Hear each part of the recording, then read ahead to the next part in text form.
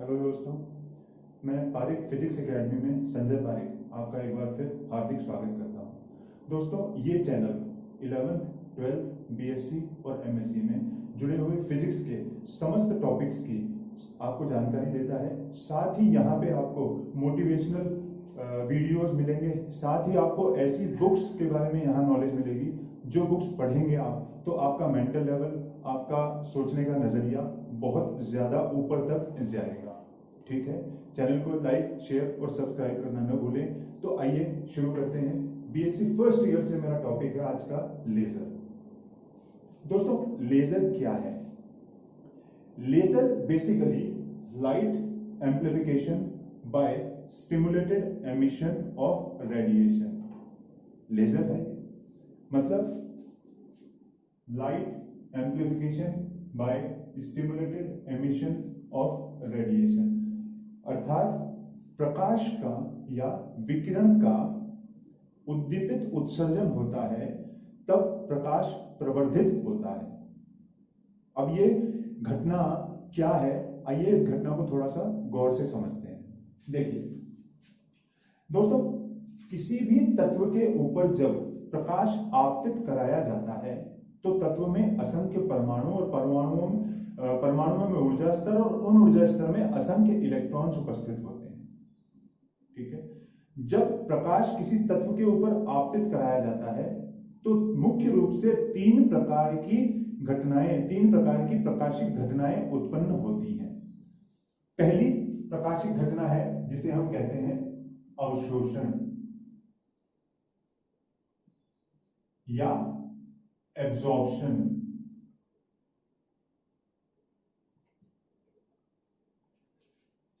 अवशोषण या एब्जॉर्प्शन से मेरा क्या तात्पर्य है? देखिए, यदि किसी तत्व के ऊपर कोई बाह्य प्रकाश आपतित कराऊं जो hν ऊर्जा का फोटोन है, ये mवां ऊर्जा स्तर है और ये nवां ऊर्जा स्तर है, इसकी ऊर्जा Em है और इसकी ऊर्जा En है। यहां पे कोई इलेक्ट्रॉन है। जब प्रकाश इस तत्व के ऊपर आपतित कराया जाता है तो ये hν ऊर्जा का जो फोटोन होता है इस इलेक्ट्रॉन के द्वारा अवशोषित किया जाता है और अवशोषण के फलस्वरूप ये तो संक्रमण से पूर्व और nवां ऊर्जा स्तर ये संक्रमण के पश्चात, अर्थात जब कोई प्रकाश किसी तत्व के ऊपर आपतित होता है, संक्रमित होता है, तो यहां से इलेक्ट्रॉन इस फोटोन को अवशोषित करके मूल ऊर्जा स्तर n से उत्तेजित ऊर्जा स्तर n में चला जाता है। ये जो प्रक्रिया होती है इस प्रक्रिया को अवशोषण या एब्जॉर्प्शन कहते हैं। और चूंकि ये प्रक्रिया बाह्य प्रकाश के द्वारा संपन्न हुई है, भाई तत्व के ऊपर, धातु के ऊपर प्रकाश आपतित हुआ तभी अवशोषण हुआ, तो इसलिए इस प्रक्रिया को कभी कभी उद्दीपित अवशोषण या स्टिमुलेटेड एब्जॉर्प्शन भी कहते हैं। ठीक है, यहां अगर मैंने hν ऊर्जा का प्रकाश आपतित करवाया है तो ये जो संक्रमण हुआ, इस संक्रमण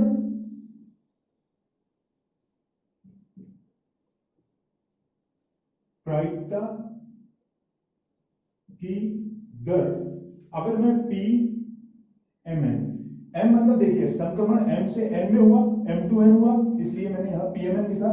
तो संक्रमण प्रायिकता की जो दर है ये सीधे सीधे ऊर्जा घनत्व, जो प्रकाश आप आपतित करवा रहे हैं उस प्रकाश के ऊर्जा घनत्व के समानुपाती होता है, अर्थात Pmn is directly proportional to uν। समझ में आया?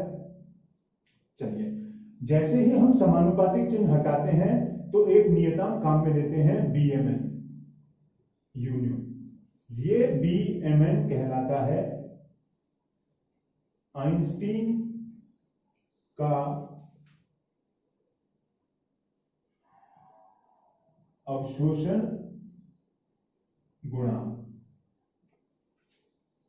ठीक है, तो ये अवशोषण की प्रक्रिया है।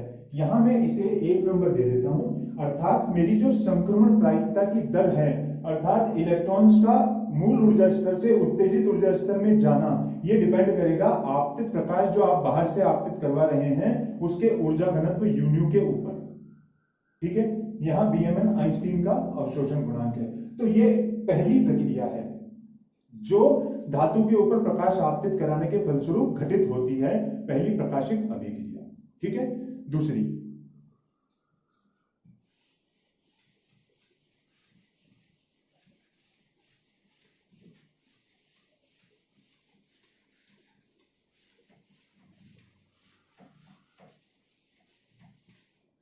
देखिए दूसरी एक ऐसी प्रक्रिया होती है जिसे मैं बोलता हूं जब धातु के ऊपर प्रकाश आपतित कराया जाता है, तो एक प्रक्रिया और होती है जिसे मैं बोलता हूं स्वतः उत्सर्जन या स्पॉन्टेनियस एमिशन। स्पॉन्टेनियस एमिशन का मतलब क्या है? स्पॉन्टेनियस एमिशन मतलब है कि ये धातु के कोई दो ऊर्जा स्तर हैं m और n, ये संक्रमण से पूर्व है, ये दो ऊर्जा स्तर हैं m और n जो संक्रमण के पश्चात है। समझे मेरी बात? चलिए, अब यहां कोई इलेक्ट्रॉन उत्तेजित ऊर्जा स्तर में है, वो स्वतः बिना किसी आपतित फोटोन की अन्योन्य क्रिया किए हुए स्वतः मूल ऊर्जा स्तर में आ जाता है और यहां एक hν ऊर्जा का फोटोन उत्सर्जित होता है। तो ये जो प्रक्रिया है ये स्वतः उत्सर्जन कहलाती है।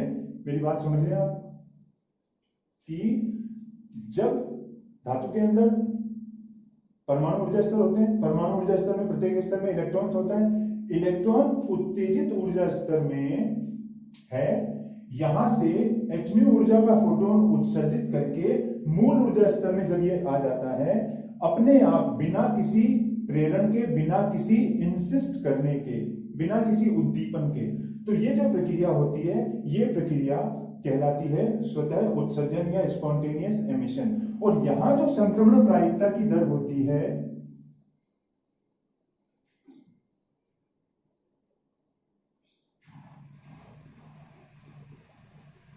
ये संक्रमण प्रायिकता की दर यहां पे स्थिर होती है, क्योंकि देखिए यहां पे ये किसी के ऊपर डिपेंड नहीं कर रही, क्योंकि यहां आपने कोई बाहर प्रकाश आपतित नहीं करवाया, तो ये स्थिर होती है। और PNM इज इक्वल टू हम लिख सकते हैं ANM, अर्थात ये ANM जो है ये आइंस्टीन का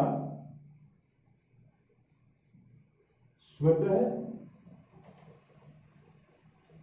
उत्सर्जन गुणांक कहलाता है। चीज समझे मेरी? ये संक्रमण प्रायिकता की दर, संक्रमण प्रायिकता से मेरा तात्पर्य कि कितने इलेक्ट्रॉन उत्तेजित ऊर्जा स्तर से मूल ऊर्जा स्तर में आए, ये जो संक्रमण प्रायिकता की दर है N/M ये स्थिर होती है, अर्थात ये ANM के बराबर होती है। तो दूसरी ये प्रक्रिया है जो होती है।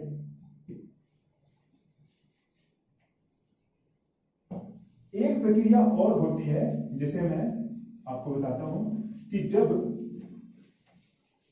कोई प्रकाश हम किसी धातु के ऊपर गिराते हैं, तो धातु के ऊपर प्रकाश गिराने से एक और प्रक्रिया होती है जिसे मैं बोलता हूं उद्दीपित उत्सर्जन या स्टिमुलेटेड एमिशन। अब उद्दीपित, जैसा कि नाम से स्पष्ट है, उद्दीपित का मतलब क्या है? देखिए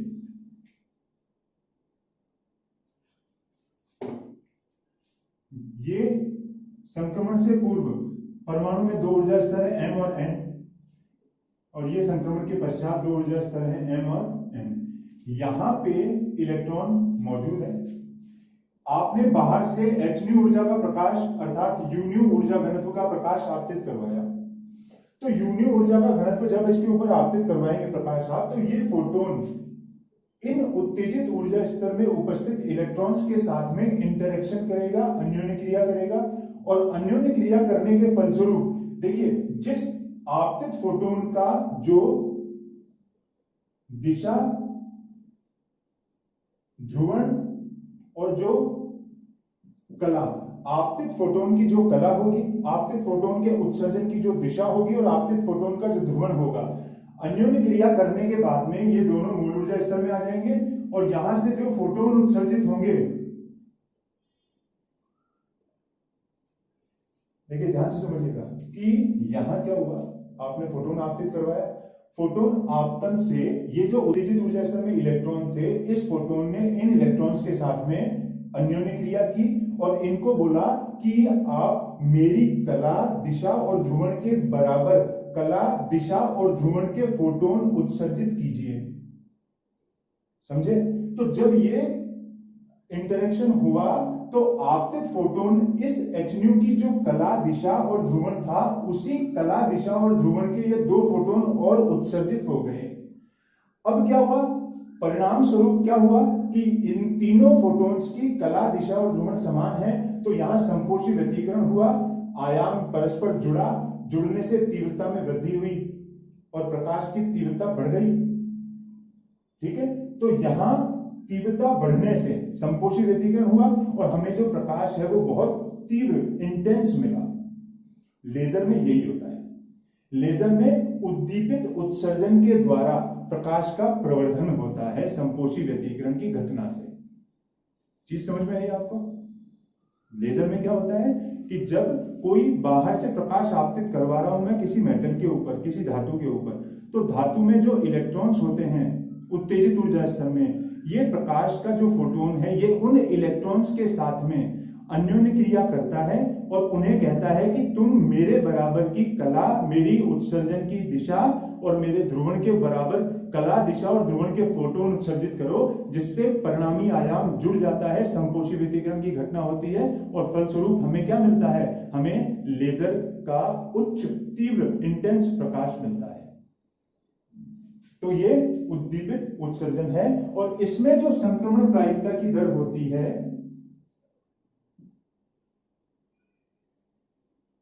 इसमें जो संक्रमण प्रायिकता दर होती है PNM,